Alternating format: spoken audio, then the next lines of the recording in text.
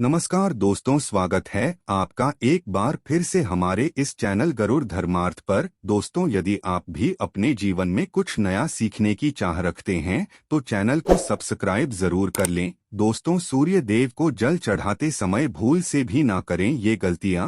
पुराणों के अनुसार कहा जाता है कि संसार के समस्त मानव को स्नान करने के पश्चात सूर्य देव को जरूर जल चढ़ाना चाहिए। तांबे के लोटे से जल चढ़ाना बहुत ही अच्छा माना जाता है।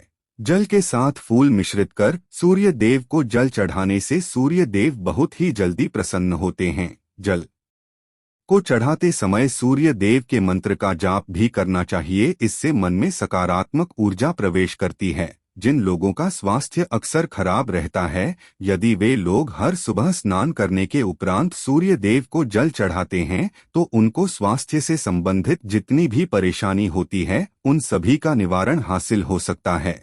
बहुत लोगों की कुंडली में सूर्य की दशा ठीक नहीं होती। इन लोगों को जरूर ही रोजाना स्नान करने के पश्चात सूर्य देव को जल चढ़ाना चाहिए। इससे उन जो भी खराबी है उसमें सुधार आ सकता है। सवाल ये है कि सूर्य भगवान को कैसे जल चढ़ाएं एवं कब जल चढ़ाएं।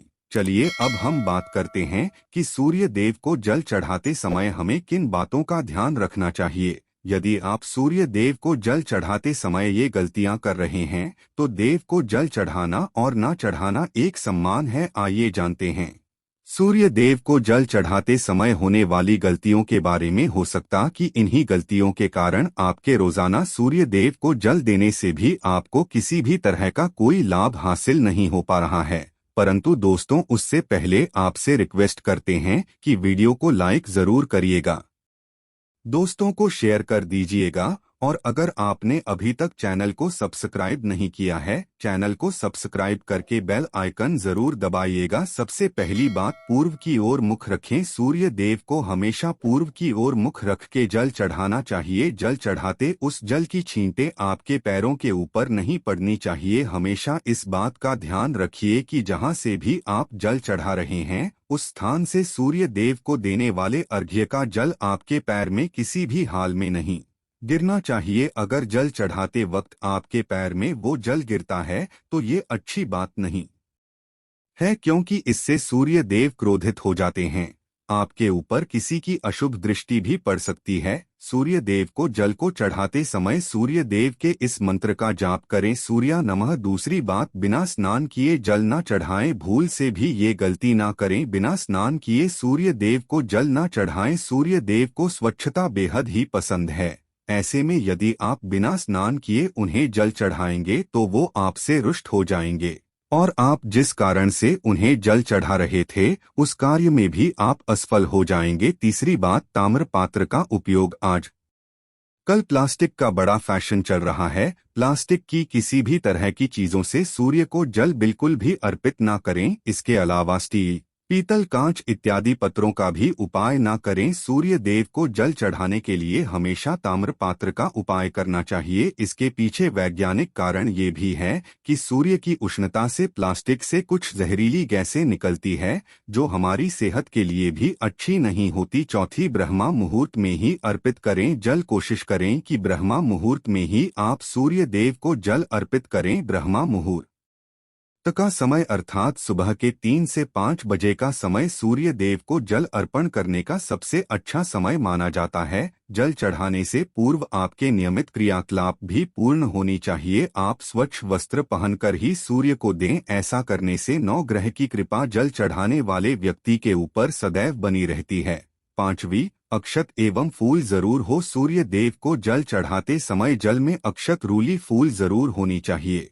अगर आपके पास कुछ भी नहीं है तो अक्षत से काम चला सकते हैं, बस खाली सिर्फ जल ना चढ़ाएं। छठी बात, हाथ सिर के ऊपर रखें। हमेशा अपने हाथ को सिर के ऊपर रखकर ही सूर्य देव को जल अर्पित करना चाहिए। जब जल की धारा सूर्य को अर्पित करते वक्त गिरती है तो उसी धारा से सूर्य देव को देखना चाहिए। कहा है कि ऐसा करने से व्यक्ति के ऊपर सूर्य देव की कृपा बनी रहती है। एवं व्यक्ति के मन में सकारात्मक ऊर्जा भी प्रवेश करती है। सातवीं बात, चप्पल ना पहने। भूल से भी आपके पैर में चप्पल नहीं होनी चाहिए। यदि आप सूर्य देव को चप्पल पहनकर जल अर्पण करेंगे तो वो आपसे रुष्ट हो जाएंगे और आपके जितने भी काम रुके हुए हैं वो सभी काम भी आगे नहीं बढ़।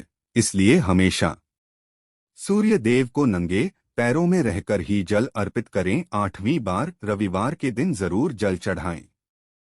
आप हर दिन सूर्य देव को जल चढ़ाएं या ना चढ़ाएं, परंतु रविवार के दिन सूर्य को जल जरूर चढ़ाना चाहिए, क्योंकि रविवार का दिन सूर्य भगवान का दिन होता है। इस दिन को जरूर ही हर व्यक्ति को सूर्य देव को जल अर्पित करना चाहिए। इससे यदि आपकी कुंडली में किसी तरह का कोई सूर्य से संबंधित दोष है तो वो दोष गुण में हो जाएगा। नौवीं बात, भोजन लें। यदि आप सूर्य देव को हर दिन जल चढ़ाते हैं तो इस बात का जरूर ध्यान रखिए कि आप रविवार के दिन मांसाहार का सेवन ना करें। लाल रंग की सब्जी, मसूर की दाल ना खाएं। यदि आप रविवार के दिन मिष्ठान ग्रहण करते हैं तो ये बहुत ही अच्छी बात है। रविवार के दिन लाल वस्त्र भूल से भी ना पहने। अब बात करें उपायों के बारे में, तो रविवार का दिन भगवान सूर्य देव को ही समर्पित होता है। रविवार सूर्य देव की पूजा करना बहुत अधिक लाभदायी होता है। वैसे तो हमें प्रतिदिन ही सूर्य देव की पूजा करनी है, परंतु रविवार के दिन विशेष रूप से भगवान सूर्य देव की पूजा कर लेनी चाहिए। तो आपको एक तांबे का पात्र लेना है। उस तांबे के पात्र में आपको जल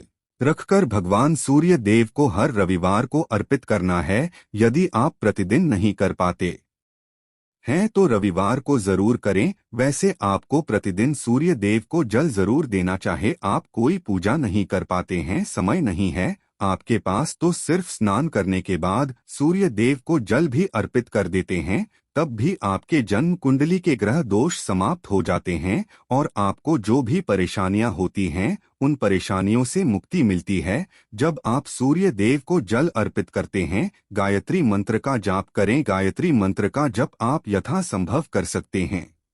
अगर आपके पास समय है तो 108 बार कर लीजिए, नहीं तो जितनी देर आप जल दे रहे हैं वहां पर खड़े होकर सूर्य देव के सामने 5 मिनट तक कर लीजिए। इससे बहुत लाभ होता है। गायत्री मंत्र का जप करने से, जैसे सूर्य देव को जल अर्पित करते समय जब हम गायत्री मंत्र का जप करते हैं तो हमारी नौकरी में अगर कोई बाधा आती है तो वो दूर होती है, नकारात्मक ऊर्जा दूर होती है।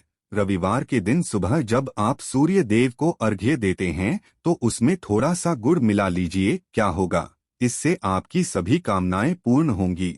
यदि आप भगवान सूर्य देव को जल अर्पित करते हैं, उसमें सा थोड़ा गुड़ मिलाकर अर्पित करते हैं तो आपकी सभी कामनाएं पूर्ण हो जाती हैं। भाग्य का साथ बहुत लोगों को नहीं मिलता है। बहुत से लोग कंप्लेंट करते हैं कि हमारा भाग्य हमारा साथ नहीं देता है। ऐसे में भाग्य का कारक माना गया है, प्रबल कारक माना गया है सूर्य देव को। तो जब आप सूर्य देव को सुबह देते हैं तो जल देते समय आपको गायत्री मंत्र का जप करना है और उसके अलावा आपको भाग्य का साथ चाहिए तो रविवार के दिन गुड़ और चावल का दान करना अच्छा माना जाता है।